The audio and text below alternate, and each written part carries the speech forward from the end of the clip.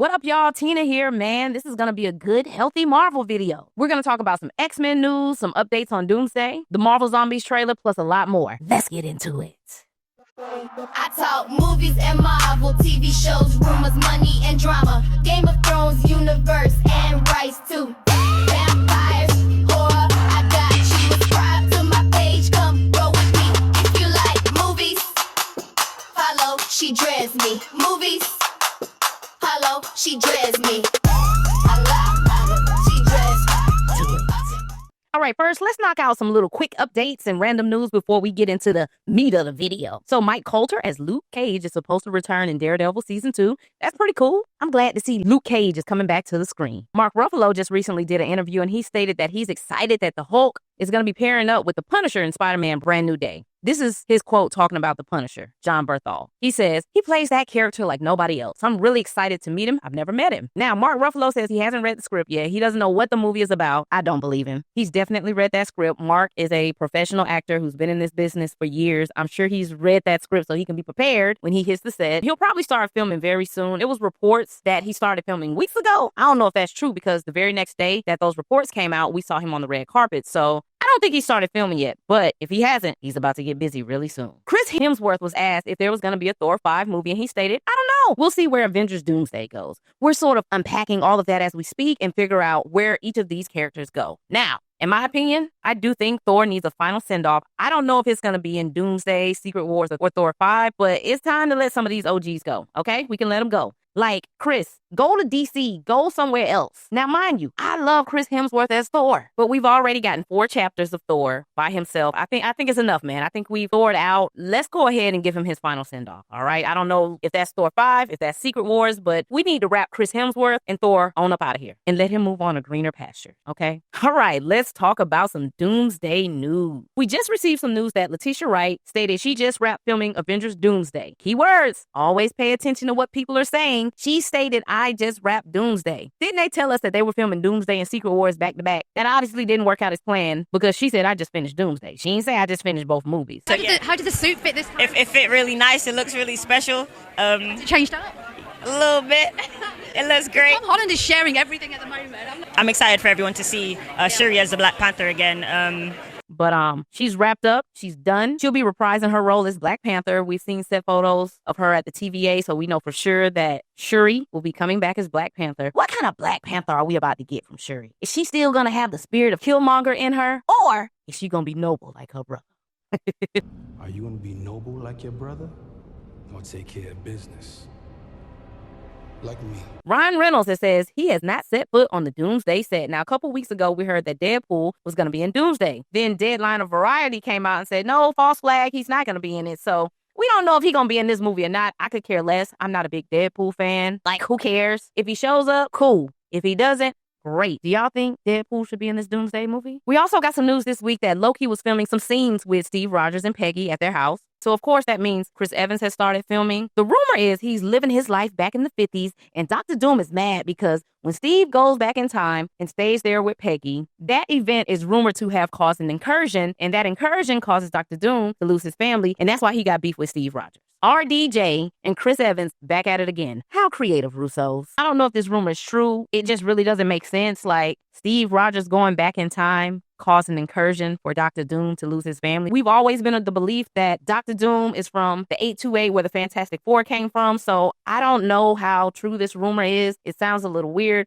but some of it has to kind of make sense because once again, we know for sure that Chris Evans and Peggy are going to be featured in this film back in the 50s. We've seen cars, we've seen set photos. So we know for sure this part is happening. We just got to figure out what Dr. Doom wants with them. The rumors of Dr. Doom just changes every week. When Dr. Doom was originally announced, it stated that he was going directly after Loki. He wanted to get to Loki because Loki had all those timelines there and he wanted to free the timelines so he could create Battleworld. That was the first rumor. Then it morphed into Dr. Doom was trying to get to Loki because he wanted to save the timelines. Because incursions are happening. He wants to save the day. He wants to be the good guy. That's what the new rumor is. Now they're saying Dr. Doom is going after everybody who's caused incursions. So this is why Steve is on his list because allegedly Steve causes an incursion when he went back in time to stay with Peggy. Now we know for sure that the actress playing Peggy Carter was going to be in Doomsday. An article came out in Deadline in like 2024 that she was coming back as Captain Carter. This new scoop makes it seem like Steve and Peggy, they just lived a good life, had kids the end. There's no rumors about her turning into Captain Carter. Now, it's a possibility that she may be playing a Captain Carter from another universe, or it is possible that Peggy in this timeline is Captain Carter. And throughout the past few years, her and Steve have been husband and wife, and sometimes they suit up and go out and fight crime. So all of these things could be true, or all of them could be false. But as of right now, if Doom is after people who causes incursions, that would be Monica Rambeau. Now, that does kind of align with him going into the X-Men universe, fighting them because he's trying to get to Monica. Channing Tatum just did an interview the other day, and he spoke about how he injured himself on the set because he's involved with the big fight against Dr. Doom. We also heard that Nightcrawler said he's going to be fighting Reed Richards, so it sounds like it's going to be going down at the X-Mansion. It sounds like people going to be throwing haymakers. So Monica could be one person that Victor Von Doom is after. Also, of course, Steve Rogers. So we got Monica and Steve, who's caused incursions. Who else has caused incursions? I don't know. Doctor Strange. Oh, yeah, him. Because he's a DEI hire. I always say Doctor Strange is a DEI hire. They should have never accepted him into Camartage because he just be doing what he want to do. Now, if we recall, Doctor Strange was dreamwalking in his movie, so he definitely could have caused an incursion because in Multiverse of Madness, they did state that when you dreamwalk,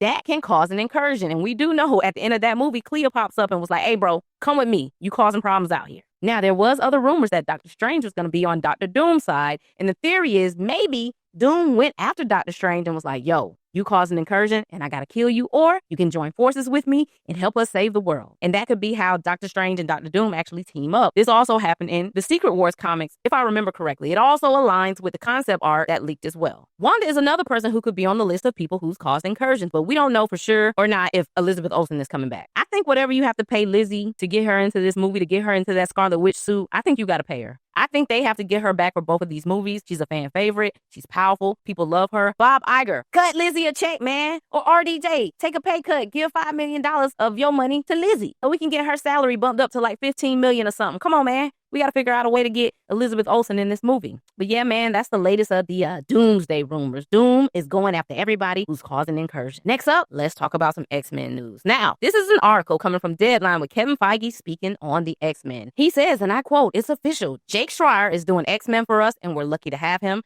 The script is underway. He's an incredible smart guy and a talented filmmaker. We had a great experience with him on Thunderbolts. And if you saw that movie and what he did with those character interactions, he also has his pulse on, shall we say, a younger demographic. He's younger than me for sure, but he's tapped into that in a way that I think was important for Thunderbolts, much more important for X-Men, because X-Men, as it was in the comics, will be a very youth-oriented, focused, and cast movie. Okay, I don't know what they got going on over there. I don't understand how Kevin Feige watched the Thunderbolts movie and said, this guy has a pulse on the youth. When I walked out of my Thunderbolts screener, I told everybody, and people were mad at me when I said this because everybody had rave reviews for Thunderbolts. I was one of the only people, only a few of us, who came out that screener and said, this movie is not going to work for everybody. This movie is just an okay movie. I don't think this is the movie that's going to get people to the theater, and I don't believe people are going to go watch this movie multiple times. That's what I said when I left out. That's what I said. People got mad at me, but it was the truth. That movie did not resonate with the youth because if it did, you would have had a Minecraft or a Deadpool and Wolverine type outcome. How does Jake have a pulse on the youth? That's concerning to me, man. Jake has a pulse on depression. He has a pulse on feeling unworthy because that's what the Thunderbolts was about. That's what everybody was saying when they walked out of the Thunderbolts movie. Wow, that was a great movie that made me feel like someone understands my depression. I don't know how he watched the Thunderbolts movie and said, this is our guy who has a pulse on the youth. If you wanted a director who's in touch with the youth, go get a young guy plugged in. You could have went and got Michael B. Jordan. You know what I'm saying? He's old enough to deal with corporate America, but he's also young enough to be tapped in to know what's going on. Back to the article. Kevin Feige is once again reiterating that this cast is going to be very youth-oriented. All the Scoopers said this. Shout out to the Scoopers. They called this out a long time ago, sometime last year, and now Kevin Feige is publicly stating, we're going young officially on the record. He said it. Let's finish reading. Feige says there are so many sagas within sagas for X-Men that's a part of what we're talking about right now. Which saga to grow and build while doing the most important thing, which is introducing all of these characters and giving them their due in our first film. Baby, it's 2025. Kevin, y'all have had the rights to X-Men since 2019. By 2025, you should already know what saga you want to do, and you should already know where this mutant story is about to go. This is concerning that this X-Men movie is heading into production next year, and y'all are still tossing around ideas on what saga to do with the X-Men. Y'all should already have this roadmap out. Y'all have been sitting on this property for too long to not know where you're going. This is crazy. And the good brother over at Planet Fanatics, Darius, has said multiple times, hey, yo, if y'all are about to launch this mutant saga and Miss Marvel, Kitty, Pride, Sunspot, Hope Summers. Like, if these gonna be the people y'all are launching with, man. Marvel right now does not have the sauce to roll out foreign characters. And I don't know if people want to see a young X-Men core all over again. That was the last franchise we got. And I personally think X-Men First Class was a damn good movie. I liked it, but I think your core needs to be adults. Jean, Scott, Storm, Magneto, Professor X. They need to be adults. Like, they are really rolling the dice if we're starting from the beginning and most of these mutants are young. And I get it, bro. Disney is trying to get a young crowd in, but they're taking some gambles, okay? They're taking some gambles, and I hope they do this the right way. Do y'all feel confident in Kevin Feige and Jake Schreier and what they want to do with the X-Men? Let me know. All right, so next up, we got a sneak peek of Marvel Zombies, and it looks crazy. Now, I'm going to give credit when credit is due. When they doing something right, I'm in. Marvel Zombies looks good. And we are back to talking about Elizabeth Olsen again. She is the main villain of this 4-part TV show. Okoye is her general, leading the army of the dead. Man, everybody is in this show. T'Challa, Blade, Shang-Chi. Man, I wonder if Wen-Wu is in this. I didn't see him. Namor, my boy is a zombie. Namor up in here. Yo, I love the supernatural side of Marvel, so I'm excited for this TV show. Witches, vampires, ghosts, demons. I'm always there. Except Werewolf by Night. I ain't really like that too much. But everything else, I love it. I'm plugged in. Now, yesterday, the Hollywood Reporter stated that when the Marvel Zombies trailer dropped, Blade was the most talked about character and trending character out of that Marvel Zombies trailer. And they also stated that that trailer was the second highest viewed animation trailer from Marvel next to X-Men 97, which of course, X-Men is a bigger brand. So of course, they're going to have a higher viewership. But to see that Blade was one of the most talked about characters coming out of that trailer, it's like, duh. Y'all told us back in 2019 we was getting Blade. So when people finally see Blade, folks is happy. People are talking about this character because, bro, we like, where he at? And for them not to put out a Blade project and sideline 2-time Oscar Award winner Mahershala Ali is just crazy. Y'all can't figure out how to make a Blade movie, but y'all can figure out a way to bring Galactus to Earth. It's like, come on, man. A vampire movie is so bare minimum and easy to make in comparison to something like the Eternals or even Thor, Love and Thunder, movies that require like heavy special effects. This is a man with a sword and some fangs and a little blood and some martial arts, a solid story arc. He got to be fashionable. Okay, make sure his clothes is fly. But that's about it. That's all you need, man. Give us a good story and give us Blade getting busy. So to me, it's not a surprise that people are hyped to see Blade, and it's not a surprise that Blade is the most talked about person out of this Marvel Zombies trailer. They pretty much gave him a crazy highlight, but yo, I am super excited for Marvel Zombies. Are y'all gonna be watching it? Leave your comments below. Next up, Channing Tatum recently has been doing interviews and he's been speaking about some Marvel stuff. He talked about how he gets into a big fight with Dr. Doom, and I'm assuming it's him and the X-Men fighting Dr. Doom, and he said he hurt himself pretty badly. Yeah, so badly that his stunt double had to do most of his scenes. And he recently stated, and this is a quote, he says, "When I say this movie is huge, it's an understatement. I don't have big enough words. I'm not good enough with words to explain how big this movie is going to be.